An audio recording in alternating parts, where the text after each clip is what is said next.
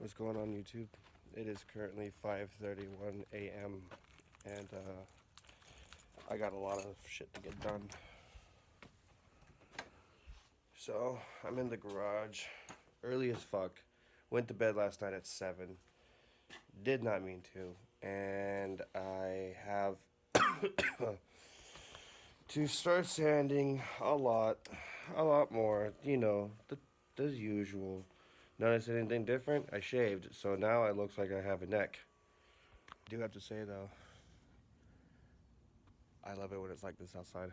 This is the best. You can't see the mountains, nothing. Cold. It looks like it's about to rain. Even though in California it hasn't rained in since 1912.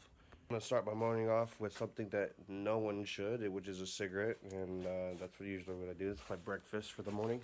And I mean, like, think of it like this: if I get tired, I can just fall asleep right here on the couch.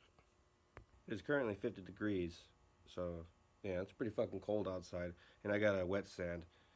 Man, I am not looking forward to this. What I think I'm gonna do instead of sanding, because I have supplies coming in today, so I can finish this B-Series bell housing, is I think I'm going to get rid of the seam sealer as much as I can in the engine bay, so that way I can prep it up for the metal glaze that Vasily's been telling me to get. So far I have maybe about, I want to say roughly about 54% of it done. It's a lot of fucking work, and I kind of regret it. And not to mention I ran out of fucking wire for the welder. Please don't acknowledge my welds. My welds are shit, and I'm using a $90 welder that I got off of Amazon. Don't judge my welding. I am terrible at welding, and I'll just say it right now. I will get some sanding done today because I fucking need to. And hopefully polish them up and then wrap them up and continue sanding because I have a lot to fucking do. So far I got the seam sealer all the way down through here done, all this done. I started spot welding these yesterday, but I ran out of wire. Got all this gone, and over there I got the fucking seam sealer gone off of this. So what I originally planned on doing on this one is making like a sheet metal that will go over this to cover up all this thing right here, all that, and kind of make it look flush to the shock tower. It's gonna be a thin piece, but it'll look nice. Once you metal glaze it and sand it and all that shit, it'll look flush. I'm not gonna worry about the holes and stuff here because those are gonna get drilled out, of course, in the piece of metal. On this side, I got all the seam sealers done. On that side, there's none left. All the way, that goes all the way around. I even filled in this hole here with a piece of metal. Got rid of some of the holes here. Yeah, I know it's terrible. I mean, look at how bad this cancer is. But when I grind it down and all that shit, it should be smooth. My homie Slimeball is going to be making little patches for me so I can fill this in. Started getting all the seam sealer back here gone, and all this is all gone, and I still have to work on this one next. Even going as far as to get the seam sealer here. So I mean, I'm getting rid of all the seam sealer, even down through here, all the way down. It's gonna look nice. I'm gonna even get rid of the ones here. I don't know how I'm gonna do that because the brake lines are in the way, and I do not know how to remove brake lines. But I mean, hey, how hard could it be, right? I asked myself that question, and it's extremely fucking difficult because I've never done this before, and this is my first time trying to shave a bay. So yeah, this is my very first project car, and I've never done this before. That's how you learn, I guess, is you just go with it, go through with it, and see what happens. And if it looks dope and then comes out nice, then I guess you did it pretty alright, right? Right? I know you guys are all gonna laugh, but here's what I use. I use a fucking little pick to get in between the crevices to get rid of some of the seam sealer I can't get rid of. Flathead fucking screwdrivers of different sizes. A little paint stripper that has a piece of metal so I can hit it. And here's the part where you guys are gonna laugh. My homemade hammer. It works. Don't judge. It's an Allen wrench that I found, and I welded this hammer on here, and it works great. I'm gonna get started on this side. I'm gonna play some tunes, and I will show you guys what this shock tower will look like when it's done. Yeah, that's shock tower. Yeah, so I'm gonna show you what it looks like when it's done. But I'm gonna get right into it right now. Okay, as you can see, I got rid of all the seam sealer and paint.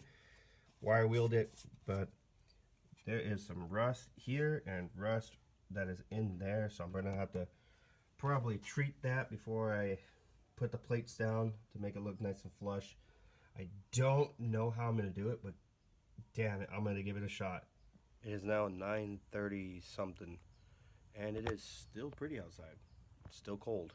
Still cold. Oh, can't see me for fuck. Now you can. But yeah, I got all the seam sealer off of that. It was a little too early for me to be doing that, and my mom came out and scared the shit out of me. She asked if I was sleeping out here, but nope.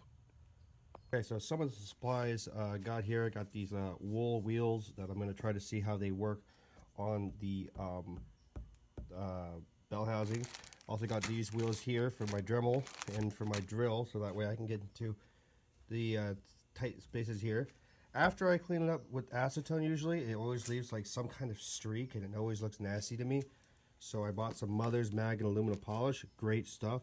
I used to use this when I first started polishing. Awesome shit.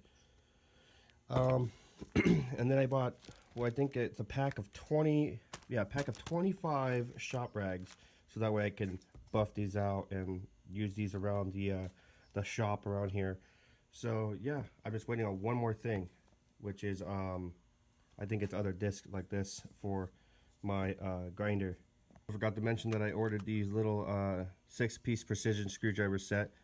I got these so that way I could depin wires without struggling and having to use one of those stupid depinner tools that don't really work.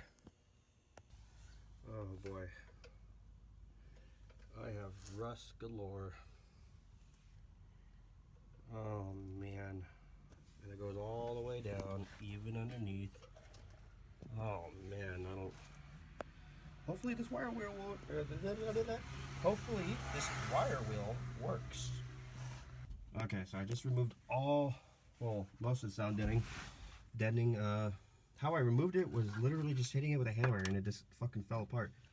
But that's not good, and that's not good, and neither are these. So I think I'm gonna have to cut the floor and weld in a new one. Well, why can't things just go easy for me?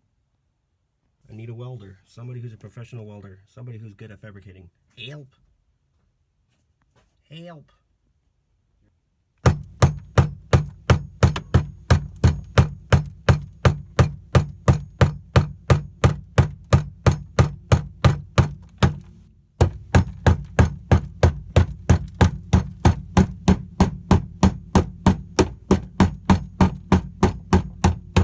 For all the people that doubted me on my hammer around here, they all made fun of it. Who's laughing now?